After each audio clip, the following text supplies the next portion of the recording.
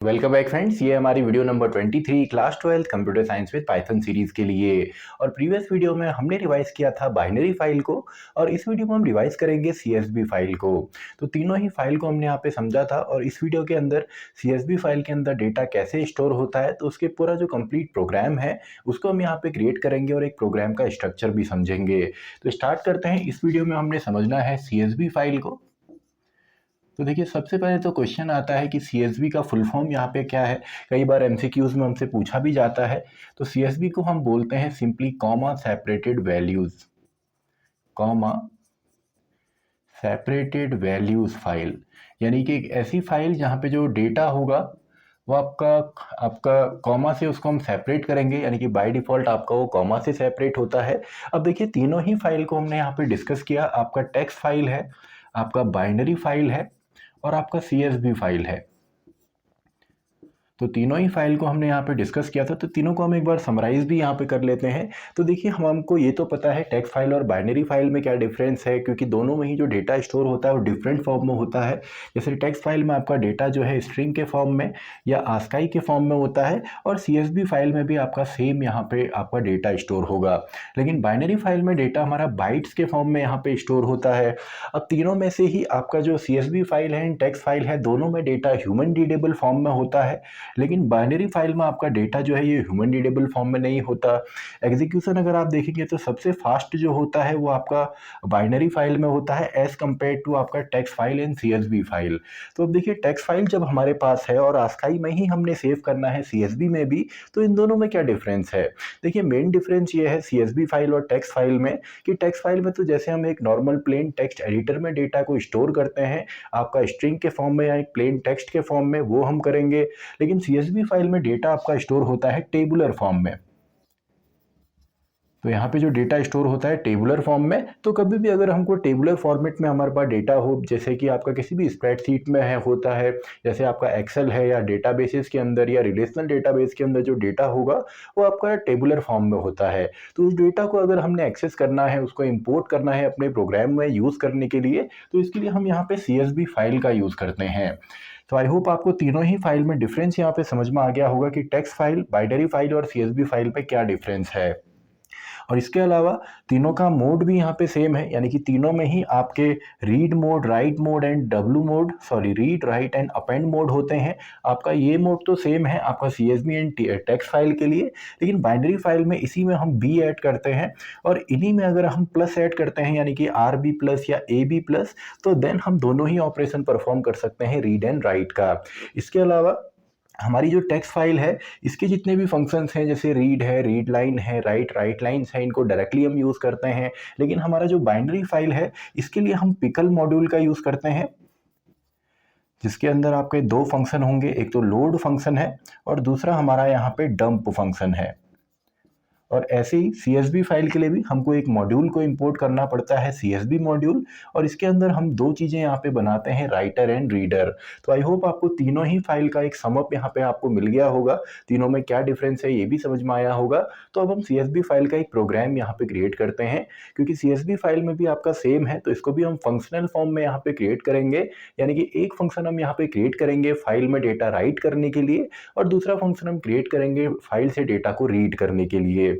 तो स्टार्ट करते हैं। सबसे पहले हमको इंपोर्ट यहां पे करना है सीएसवी को, क्योंकि सीएसवी मॉड्यूल के अंदर ही इसके रीडर एंड राइटर दो जो फंक्शन है वो यहाँ पे होते हैं।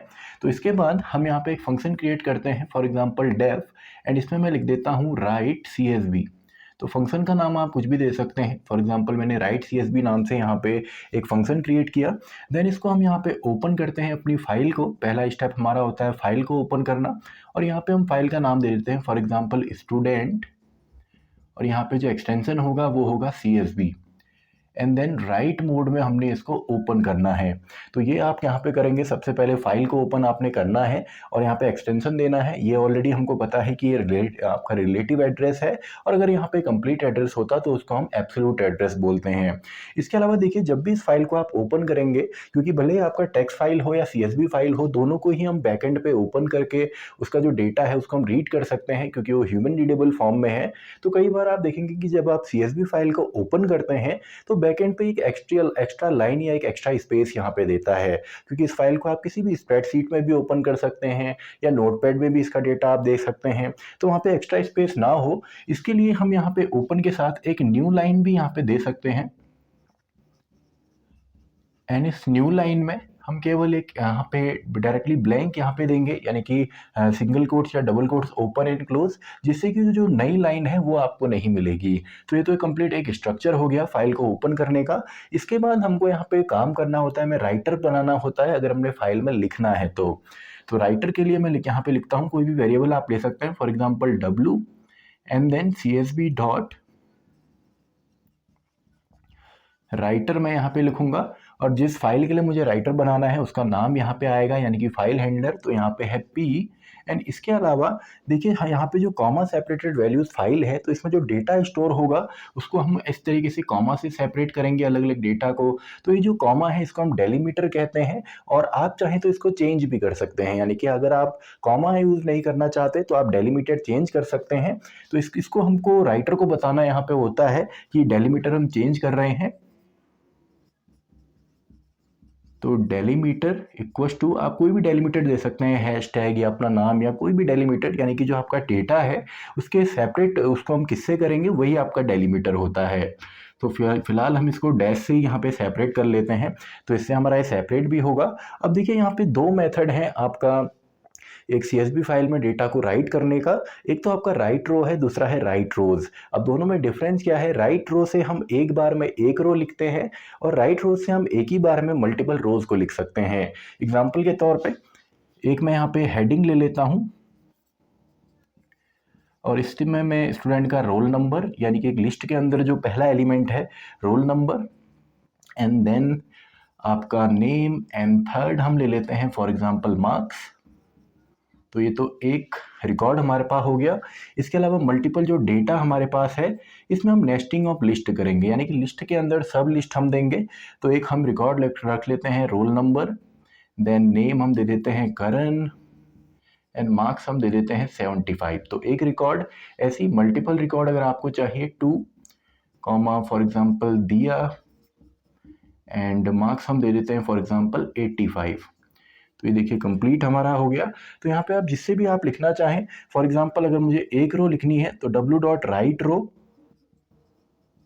सिंगल रो के लिए, और इसमें एक ऐसी लिस्ट है जिसमें एक सिंगल डेटा है, यानी कि एक बार एक रो अगर आपने लिखनी है तो इसमें मैं लिख देता हूँ h, तो ये फाइल में आपकी आएगी। इसके अलावा दूसरा w डॉट राइट रोज, और इसमें हम दे देते हैं d, क्योंकि इसमें मल्टीपल आपकी रोज हैं, यानी कि एक row and then second row.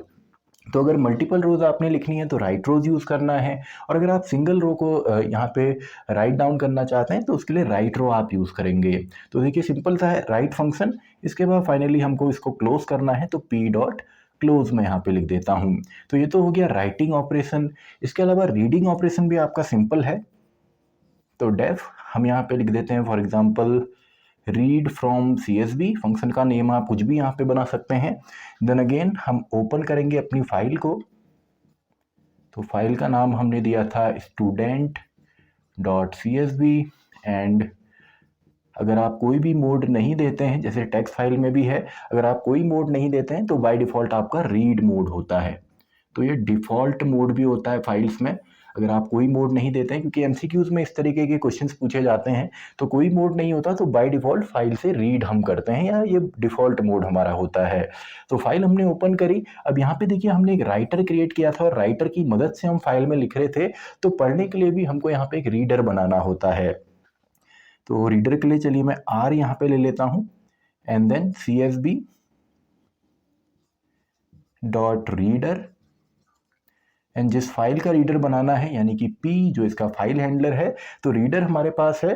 तो रीडर की मदद से हम डायरेक्टली हमारा पूरा डेटा जो है इसी में पूरा का पूरा जो डेटा है वो R के अंदर आ जाता है, यानी कि रीडर के अंदर।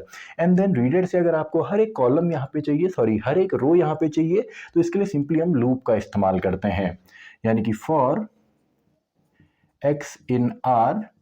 अब जो x यहाँ पे है इसमें हर एक रो आपकी यहाँ पे आपको मिलेगी, एंड देन इसको फाइनली हम क्लोज भी करेंगे।